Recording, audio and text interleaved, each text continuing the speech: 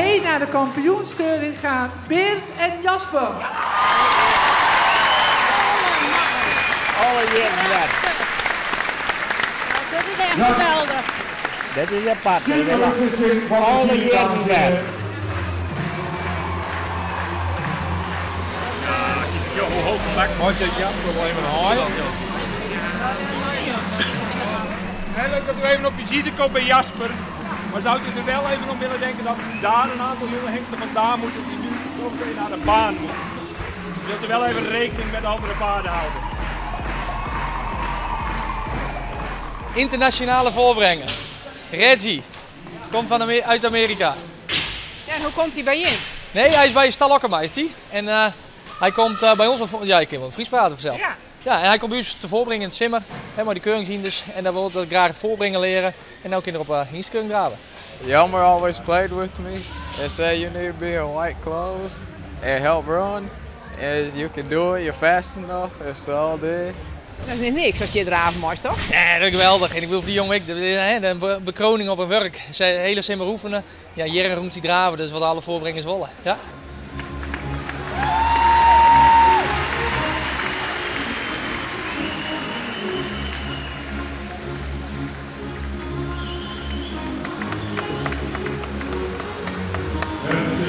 Reggie en Michiel. Ja, het was geweldig. De mensen vonden het mooi, het verhaal was mooi.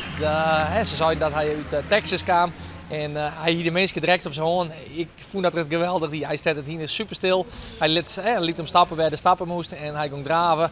Ja, dat was een hartstikke mooie presentatie. Voor de eerste keer geweldig. Dat was net vlekkeloos. Ja, maar ik bedoel, je moet er net onderschatten hoe sterk de diensten hier binnen. Hè? En dan ben je thuis een soort aan het oefenen, maar als je hier dan binnen, dan ben je toch hoor in. Dus je moet een sluis terug, dan ben je 10.000 man.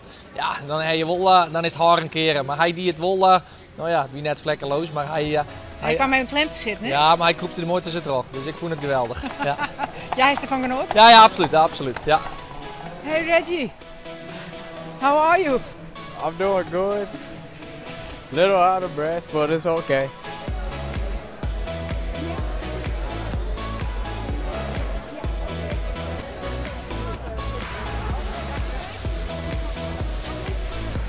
Koopjes halen en wijnen betalen. De knipperkoning is weer daar. Deze dames komen uit Denemarken. We staan hier van het jaar voor de 50ste keer. Zo. Ik ben de enigste standhouder die 50 jaren achtereen hier present is. En waar komt hij vandaan? Ik kom uit Sint Pancras en mijn naam is Vroeg Op, wel bekend.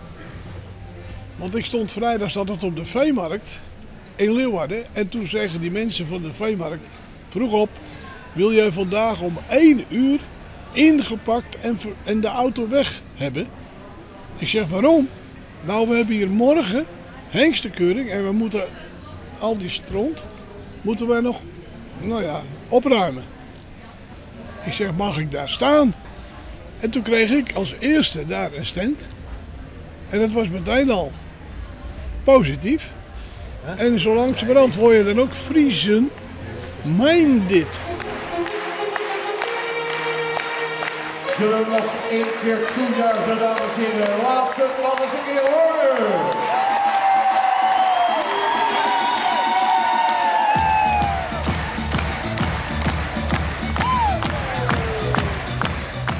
Fralie van de infobalie, van de VIP-tribune. Wat voor mensen hebben we hier al hier?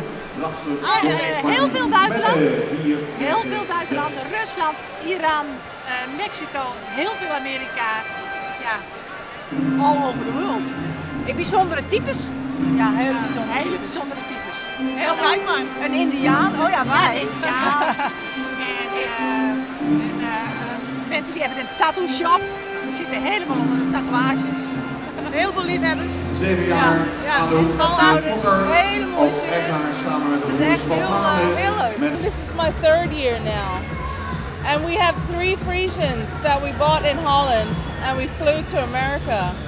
We both grew up riding and then we became tattoo artists. Oh yeah? And then we got back into horses again. We have a tattoo of a horse. She has her whole back. My whole back is a Frisian horse. I think they're just so good, you know, they're so sweet and honest, and I always find it amazing that they're so much more interested in their people than even other horses, you know. You definitely have a deeper connection with a Friesian. We take much better care of our horses than we take of ourselves, you know. They have a chiropractor and masseuse, and they have their own groom, and they're very special creatures to us.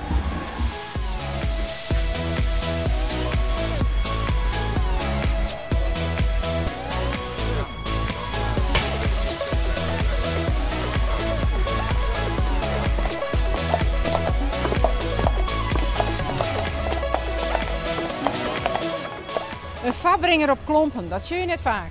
Ik loop eigenlijk elke dag thuis op klompen en toen is het min of meer een weddenschap geworden van dat ga je toch niet doen op de hengstenkeuring. Ik zeg, nou dat kunnen we proberen. Ik heb een maatje kleiner gekocht. Ja. Want?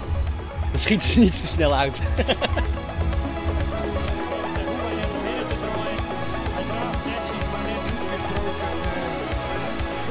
Ik kom uit Frankrijk, hij komt uit Amerika en we lopen op Friese klompen. Internationaal gebeuren. Mooi dat, op klompen Fabringer? We hebben de reglementen nagekeken en het moet op witte sportschoenen. Oké. Ik denk niet dat ze gedisqualificeerd worden. Nee? Nee.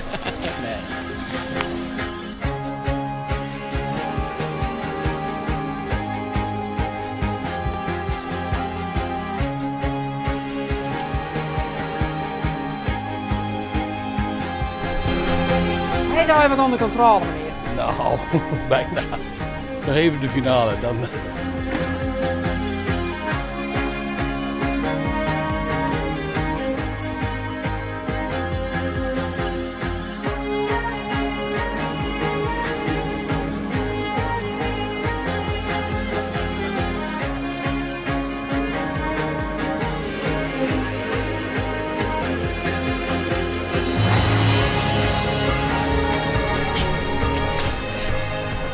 Geweldig, nou.